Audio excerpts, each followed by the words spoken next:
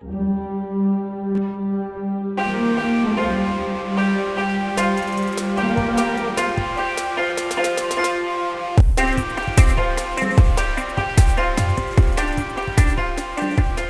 back to another episode of PNN. I'm your host, Jordan. And I'm your host, Vanessa, coming to you with our weekly announcements. Plainfield is upgrading their one-on-one technology services. About 3,000 Plainfield students in grades 6 through 12 received Chromebooks before the holiday break. In order to receive Chromebooks at our school, please fill out the Chromebook application and turn them in as soon as possible. You can find Chromebook applications in the Information Center in the main office. Now taking a look at our weekly meetings, Literary Magazine will be held every Tuesday from 4 to 5. On Thursday, January 19th, National Honor Society meeting will be held from 3:55 p.m. to 5 p.m. A PTO meeting is scheduled to begin at 6:30 p.m. On Saturday, January 21st, debate meeting will be held from 9 a.m. to 12 p.m. and a Saturday Institute will be held from 9 p.m. to 1 to 12 p.m. also. Now let's take a look at the weather. Hi, I'm Yayla Mazariegos with the weather for this week. Monday's forecast. Today in Plainfield, the high is at 46 degrees with lots of clouds. Tonight, the low will be at 42 degrees with cloudy skies. Now a look at our regional map. Cloudy all throughout upper New Jersey. Lincoln Park, Morris County is at 47 degrees. Plainfield, 46 degrees. Flemington, Hunterdon County, 48 degrees. And Middlesex County, 48 degrees. Now a look at our 7-day forecast.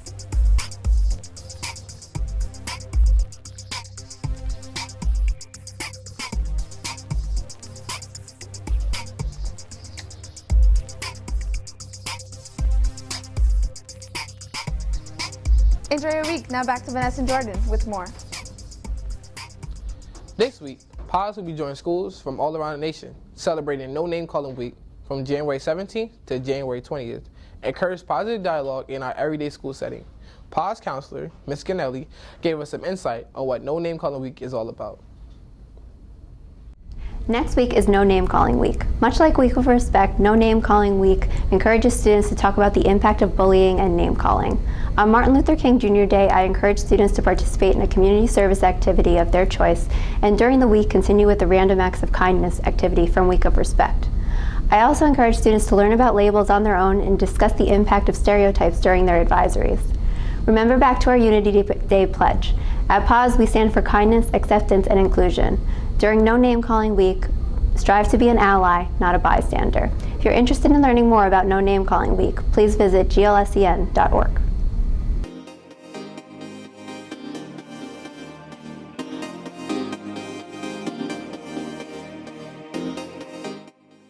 On Friday, the 6th of January, the PTO hosted game night at PAWS.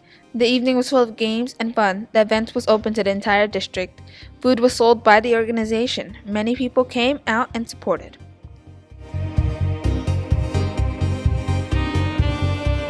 On Saturday, the 7th of January, 7th and 8th graders chosen by Ms. Lunes attended a math competition at St. Joseph's High School in Metuchen, New Jersey. Although they did not place in the top 3, they all had a great time and proudly represented PAWS in this statewide competition. For PNN, I'm Yayla Mazariegos. Jordan, remember that interview that you couldn't wait to show everybody? It's on. Yeah, it's time. Mayor Adrian Mack was sworn into office on January 1st, 2014, and has served in his position for 3 years. And we was lucky enough to sit down and discuss various topics. Let's take a look at this interview. Thank you for tuning in to our special interview with the Mayor of Plainfield. So welcome, Mr. Mayor. Thank you. Okay, so first I want to talk about you being the mayor. I know it's a tough job being the mayor of any city, but what's the good parts about being the mayor? Well, first, let me just say how enormously proud I am of PAWS and the work that the students have been doing, and so you make me very proud.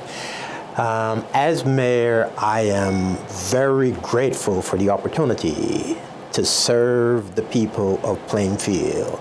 I have a passion for public service, and I am enormously grateful for the opportunity that I've been given by the people, and providing public service to all of the residents of Plainfield really drives me, and it motivates me to want to do more for the residents who live here. I just want to transition into public safety. Myself and my friends as students, every day pretty much we walk to school and we walk home from school, and I just wanted to know, what are some public safety initiatives that you have taken to make the city safer for us students? Well, first of all, that's a good question. But let me say this. The city of Plainfield is very safe. We have installed over 30 cameras across the city, so we have eyes in the skies that are looking out at the city in order to enhance public safety. When I came into office, public safety has been and still is job number one for me. So we've installed cameras. We have put more police officers on the streets. We have hired 13 new officers in 2016. In 2017, we plan to put an additional 20 officers in the academy. We have installed four-way stop signs at many intersections in our city. And in addition to installing those four-way stop signs, we've also installed flashing red lights on those signs so as to enhance the visibility of motorists.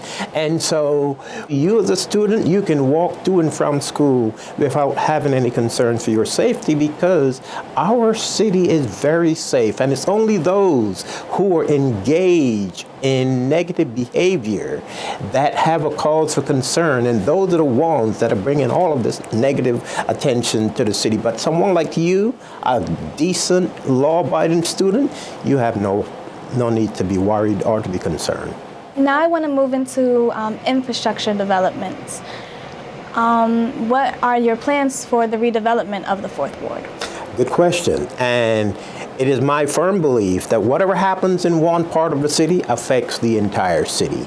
And so the Fourth Ward has been neglected by previous administrations for far too long. And I do believe that where the need is greatest is where the resources ought to be concentrated. And so to that end, I have focused very much on bringing development to our city, but I want to make sure that the Fourth Ward experiences some of the renaissance that's currently occurring in our city.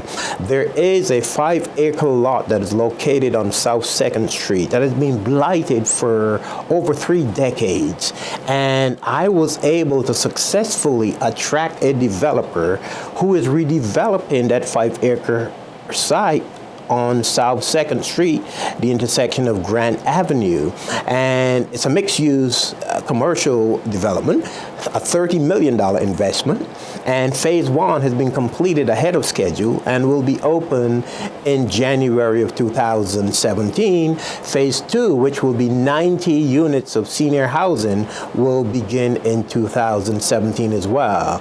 I am focused on trying to identify a developer or developers that will bring those brownfields back to life. And if all goes well, if I am able to realize my vision for this corridor of the city, you will see a major development happening on Front Street in the Fourth Ward in 2017 or 18. Well, that sounds very beneficial to the citizens of Plainfield, and I think that's really great that you're focusing on places that need help. So one of the goals of PNN is to make the students aware of what we have in not only our school district, but our city. I know a lot of our students have been wondering about how they can get jobs. So is there any opportunities available through the city for students to get jobs? Absolutely. First of all, every summer we hire about 200 students into summer internships.